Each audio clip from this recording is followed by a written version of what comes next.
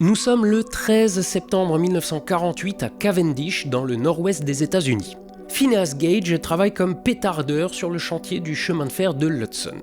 C'est rigolo comme boulot pétardeur, ça consiste à faire exploser tout ce qui fait obstacle au passage du chemin de fer. Donc quand même principalement des roches. Et pour faire péter une roche, on utilise une barre de fer pointue avec laquelle on creuse un trou.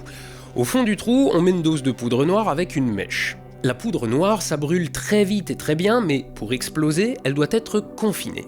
On ajoute donc du sable par-dessus et on tasse le tout avec le côté plat de la barre de fer. Et cet ensemble, ça s'appelle une mine. Et donc une barre de fer pointue d'un côté et plate de l'autre, ça s'appelle une barre à mine. Sauf que ce jour-là, distrait par deux employés qui se battent, Phineas oublie d'ajouter le sable. En insérant sa barre à mine pour tasser l'explosif, il provoque une étincelle et sa barre à mine est projetée à travers sa tête. Mais il survit. Pas sans vomir une partie de son cerveau. Oui, vous avez bien entendu. Pas non plus sans plusieurs opérations où son chirurgien va encore lui retirer des bouts de cervelle et un quart de litre de pus. Mais il survit. Et avec ce bout de cerveau en moins, sa personnalité change. Et il va à lui tout seul foutre par terre les connaissances de l'époque sur le cerveau humain.